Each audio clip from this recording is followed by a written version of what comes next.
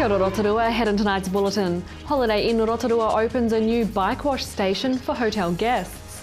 The Salvation Army is holding a special fundraiser at the night market. And local fighter Rini Apor wins bronze in the heavyweight division at the inaugural MMA World Championships in Las Vegas. But first, a 34-year-old man has appeared in the Rotorua District Court charged with the murder of 22-year-old Joe Rangi Patrick Collier in a Portaki on Sunday night. Mr Collier died after being stabbed in what appears to have been a fight at a party. A Portaki police are asking for the community to remain calm and cooperate after unrest in the small township yesterday resulted in 3 Portaki men appearing in the Whakatane court today charged with serious assault charges. Area Commander for Eastern Bay of Plenty Police, Inspector Kevin Taylor, says it's an emotive time for the community. However, police are taking Mr Collier's death extremely seriously and have a large team working on the investigation. A local hotel has confirmed their commitment to Rotorua's reputation as the mountain biking capital of New Zealand by creating a dedicated bike wash station for guests. We did some strategy work on what people need in town, and with our proximity to the forest, we realised there was a need for some wash environments for mountain bikes and also some storage facilities, so we built those at the hotel. We realised that there was an opportunity in the market for people. They need to, while they're in Rotorua, they want to store their bike somewhere. They want their bike to be clean, so when they drive home it doesn't have mud and things all over it, and it gives people the opportunity to really experience the other attractions in Rotorua as well as the mountain biking. The Salvation Army is holding a special fundraiser at the night market. Captain Amanda Martin says the Army Band will make a guest appearance tomorrow night to help drum up support. The night market organiser is so good. Bridget just gets it all together and just tells us where to be and what to do, really. She's brilliant. But so you just got to turn up. But we do have a little bit of planning that we put in place just with people helping and supporting us. And we have our band there on Thursday night. They're going to play from 6 o'clock for 20 minutes. So I'm guessing it'll be Christmas carols and getting people into the spirit of giving. Cool. And this year we welcome anything that's non-perishable, so canned food is brilliant, but if people want to give clothing or blankets or other food, that's welcome as well. Yeah. Now obviously this is the third year that you guys have done this, or the night markets have done this for you guys. Has it been successful in the previous 2 years? Yes, it has. Last year was brilliant. There was just so many people. The spirit, the atmosphere was very good, and people were happy just to stand around and talk. You saw a lot of conversations taking place, and it was all positive, good behaviour and good attitude towards us, and donations coming, and it was good. It's Women's Refuge Appeal Month, with new statistics reporting that 1 in 3 New Zealand women will experience some form of domestic violence in their lifetime. Kitty Danielle spoke with the Rotorua branch of Women's Refuge about the important work they are doing to help women and children change their domestic situations. In just Wairiki alone, in our stats last year, we worked with over 2,000 women. Wow. They're in we have different areas that we work in. Then we have residential, which are the women that come into our safe house. We work in the community, where women who are still living at home with their protection orders have come in to access our services for other areas of counselling, further support in getting parenting orders, protection orders. So we work with them, so even though they're living at home. A lot of the women do come to us in the clothes that they're wearing, so it would be lovely, clothing for women and children. We are an organisation that relies a lot on donations, and so monetary donations, we buy women's underwear, children's underwear, nappies for the babies, if there's any little bit of money left over, holiday programs that we can put the children on to give them a sense of normality. In sport tonight, local MMA fighter Rini Apor has won bronze in the heavyweight division at the inaugural MMA World Championships in Las Vegas. Mr Apor competed as part of the New Zealand MMA Federation team with 134 other athletes from 24 countries in 13 weight divisions that provided 125 thrilling fights during 5 days of competition. We spoke with Rini Apor before he left for Las Vegas last month, where he showed Alan Solomon some of his moves. To your weather update now. Tonight will be fine with southerly breezes and an overnight low of 0. Tomorrow, Thursday, fine with southerly breezes, a high of 10 and a low of 1. And the outlook for Friday, mainly fine with southwesterlies easing, a high of 12 and a low of 1. In the marine forecast for Lake Rotorua, southerly 15 knots with waves less than half a metre, and it will be coming cloudy in the evening with a few spots of rain. Still to come in tonight's show, we visit with local art teacher Janet Keane, we check out some of the exhibits at last weekend's Daily Post Home and Leisure Show, and we're at the stakeholders update on projects being run by Rotorua Excel.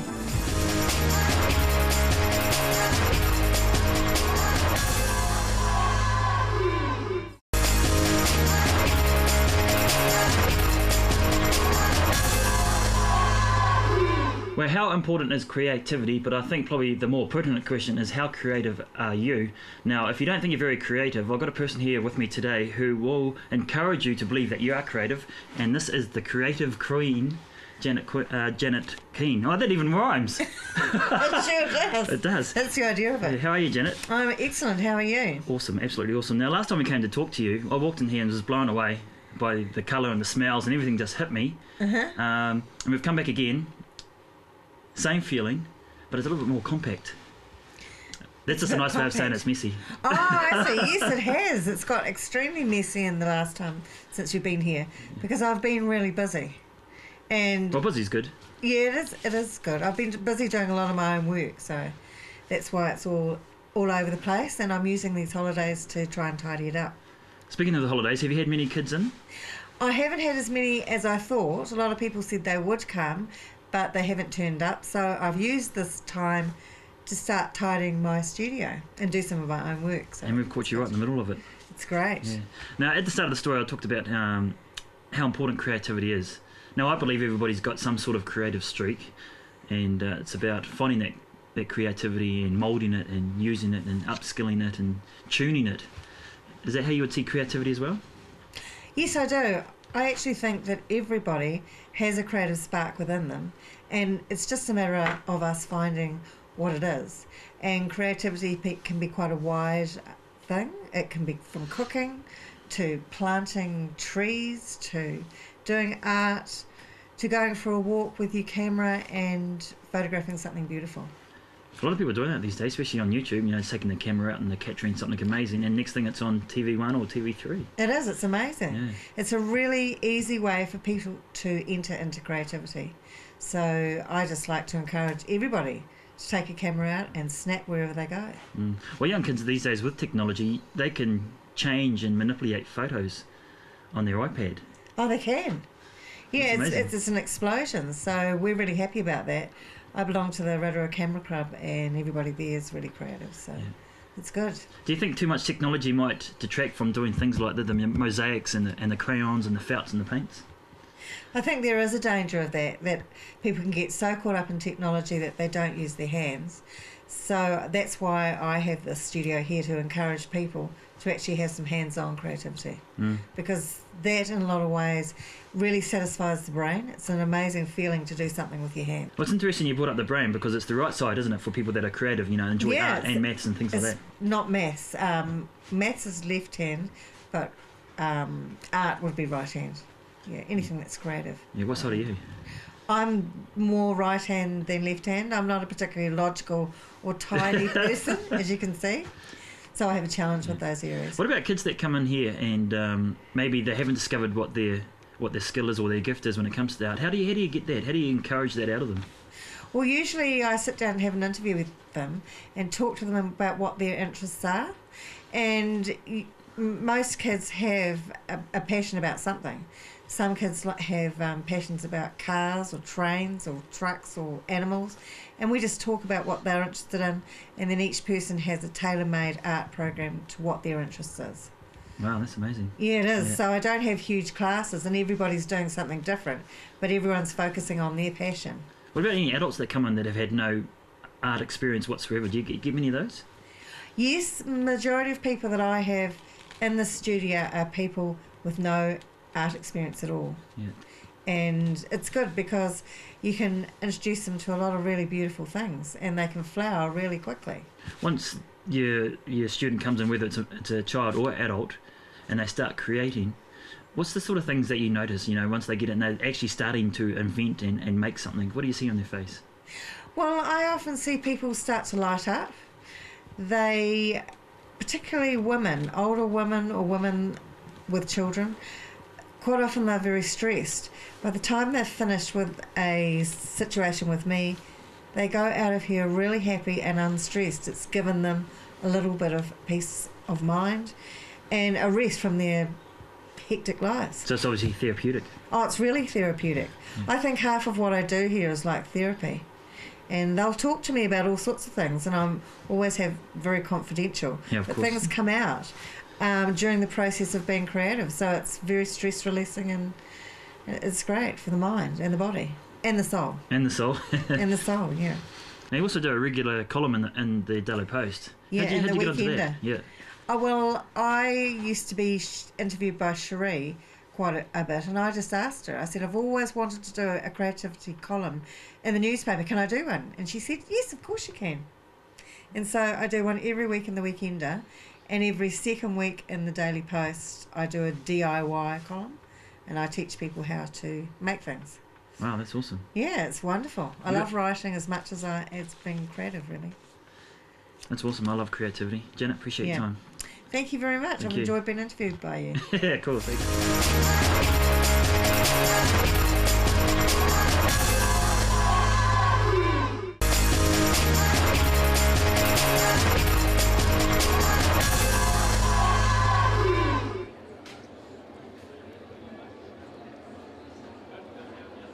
Well, for 3 days every year, the Energy Events Centre comes alive with the Rotorua Daily Post Home and Leisure Show. That's what it's all about. That's why we're here. And as you probably saw just a few seconds ago, downstairs there is an awful lot to catch up. The whole of the Energy Events Centre, basically, there's no room here. Everything's to do with home and leisure. There's events, there's all sorts of things for the whole family. How about joining me? We'll go and have a look, shall we? Well, one of the things you'll be very surprised about is the fact that Wayne Douglas here is only just arrived, but I'm onto the food already. But Oppie's Takeaways are well known in Rotorua. James is working very, very hard here. Hello, James. G'day. You're enjoying this, aren't you? Oh yeah, pretty much. Now, this is a sample of the pork belly that is world famous, obviously. Now, just a quick question for you while we're here. Why is a show like this so valuable for people like you guys? Oh, because it's got opportunity to meet a lot of locals and also people from around Rotorua. And yes, recently Oppie's has been won number of awards. And but also I find out a lot of people, they still don't know what Oppie's can offer. Not just fish and chips, also the Chinese that we cook. So the it's a bit of everything you guys do, don't you? Yes. But being at a show like this, you don't get to every show. But this is important. This one. Yes, this is a show that we are involved and participate. And this is the one and only one that we involved. And I think it's the number of the people that turn up, and also the people surrounding Rotorua area. Well, so it's 3 days, so you're going to be cooking a lot of pork belly, aren't you? Oh yeah, apart from that, also the barbecue pork with honey, and also with some other dishes as well. He's a great man. This is James from Oppie's, so better keep moving. Thank you for that. Yep, hopefully Cheers. we'll see you back for lunch later on. You never know. Let's move. One of the things that I really enjoy about coming to an exhibit like this or a show like this, the Home and Leisure Show, is the coffee section, because I'm a bit of a latte freak. I've got a coffee machine at home. What's your first name? My first name is Massimo from Massimo. Rome, Italy. From Rome. Yeah, I can tell by the accent. Can anyway. you now? Now, one of the things that I want to know, basically, is why it's important for you and your organisation to be at shows like this. Do you find it valuable? Yes, we do. Yes. It's always a good exposure to our products, to the general public, and people like yourself who like coffee. Yeah. I think there's not many people Absolutely. around these days who don't like coffee. It's part of the That's true. culture now, isn't it? That's really? true, very much so. Yes, especially in New Zealand, it's grown, And one in of a the big way. one of the things we can go into cafes, etc. But also people like myself can make a latte or a cappuccino, whatever, in the home now with their own Yeah. machines, and they're not that hard to come by, are they? these days? Absolutely, yeah, very, very, very, very easy to find. Lots of machines in the market. There are some very good, some a little bit average, but certainly there's a big choice. Yeah. And what do you find are the main questions people ask you because you're an exhibitor here? What does the coffee taste like? Well, as you can see behind me, the word NOW now, now's the time to talk to Grant. Absolutely. This is it's a bit of a marketing tool, that word, but it works, doesn't it? In itself, it does, yeah. And we're the cheeky challengers to the telecoms and Vodafones. Absolutely. A little bit of an idea, Grant, as to why such a show like this, the annual show, is good for people like yourself. Oh, look, it gets local business into, as much as local business, but business around, into the community, so the community can see the plethora of offerings that it has, in the marketplace. And it's quite hard for people to get in and about, and it's nice to see, older generations coming through on the opening day. It's a bit of a day out for a lot of people. Little less crowded, than the Saturdays and Sundays, but today's a perfect time to get around and see what's on offer in the local community. Well, the hospice shop is a great place to visit if you're coming to the Home and Leisure Show, because they've got just about everything and you could imagine here, including little booties, and these are lovely, aren't they? They are. If you've got a youngster on the way or a youngster has arrived, they're ideal. Are these all home knitted? Home knitted, especially for the hospice shop. Really? Yes. That's amazing. What's been the reaction so far to the stand and to the show? Why do you think this is a good idea to have a show like this? Well, the community needs to know about us, and at least we're getting exposure here, and people, even if they don't come and have a look what we've got, they can notice that we work for the community. Well, one of the ladies the lady who's coordinating everything here, Janine Davey from the Rotorua Daily Post, we talked to quite a few exhibitors here already, Janine, and they love the opportunity to get their marketing done out here, and a lot of people asking questions and so on. Why, in general terms, do the exhibitors like a show like this, do you think? It gives them an opportunity to display their wares, boosts the Rotorua economy. You get people at the show that may never go into a business here in Rotorua, that they see the business here at the show and then they go in the following week. So all in all, it's to boost the Rotorua economy. And really, it's a family day out in terms of you could spend all day here and still probably not see it all, but at the same time relax. There's food here, there's lazy boy chairs everywhere and stuff. Yeah. Something for everybody. Yes, we've got a great kids area being run by HITS, face painting, balloons, giant Titanic, bouncy castles. We've actually got a food section this year that people are taking advantage of. We've got 17 chefs and some of the top chefs in Rotorua. So we've had some wonderful cooking displays. We've got an outside area, and this is actually the biggest show we've actually done since we started. The numbers are up today, well, so that's it's good great. For starting the weekend off. One of the things for you, I suppose, is that you get this show out of the way, and the next week you're starting to plan next year's. Is that right? Yes, we plan the minute we actually finish. So, yeah. Sure. Good luck. Okay, thank you, Wayne.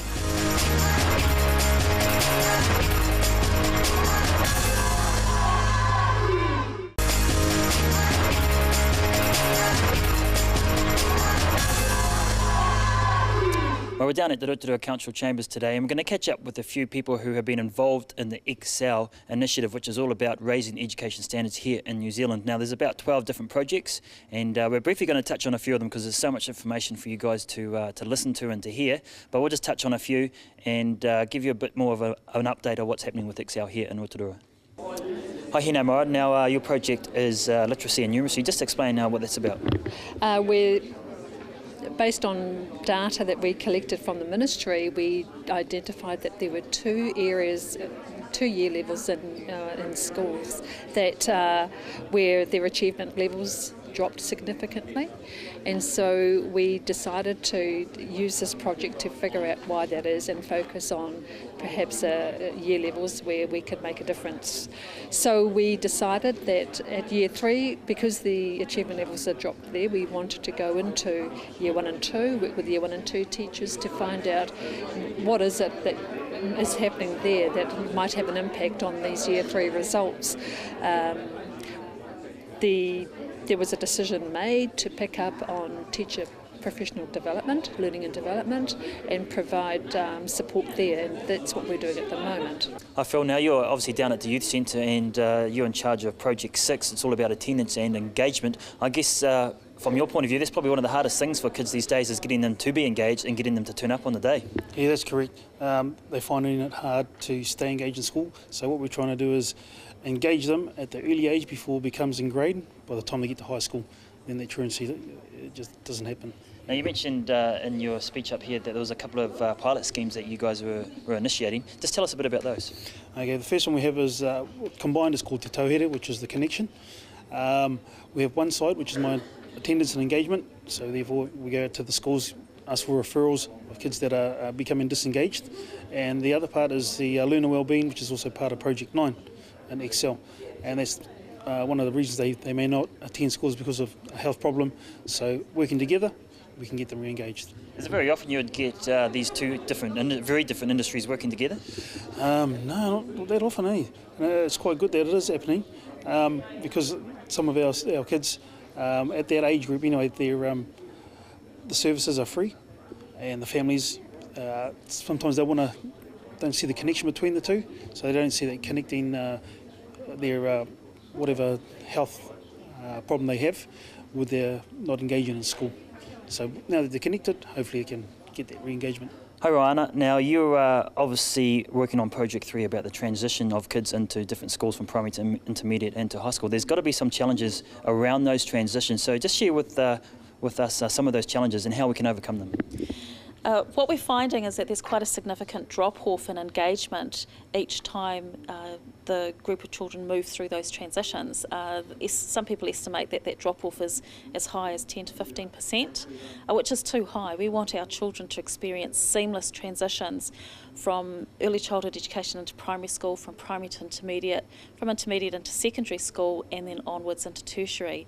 There should be effective support around the family's transition and the child's transition, and part of that involves the teachers on both sides of that transition talking to each other and having rich conversations about a child's learning and where they're at. When you say drop off, are you talking about people that leave school or just totally disengaging and not wanting to be there? We're talking about disengagement. So when you look at the impact of the transition, some children really struggle, so they're physically at school but they struggle to engage in the education, and sometimes it can take them months to settle back down. And that could be because of things at home, it could be financial issues, could be health, anything. There's multiple reasons, but the fundamental reason is that they're moving from one learning environment to another, and there's not sufficient support to move through that change. Now you mentioned about getting kids to start school at 6 and not at 5. Do you just want to touch on that briefly? So one of the solutions that we're looking at to deal with this issue, particularly in the graduation from early childhood education into primary school, is bringing the number of intakes into primary school down to say 8 intakes a year. So rather than the child going off to school exactly the day they turn 5, they wait until the next intake. So that might be the second week of term and the 6th week of term, for example. And that way that child is entering that new learning environment with a group of other children that are at the same stage as they are. And therefore the school and the teachers and the families can give that group of children much more support than when you've got one little 5-year-old entering the school all by themselves. And that was Alan Solomon reporting from the Rotorua XL stakeholders meeting held at Council last week. If you have any news that you'd like to share with us, give the station a call on 07 3488 984 or email news@tvrotorua.co.nz. Thanks for watching tonight. From the team at City News, Paul Maria.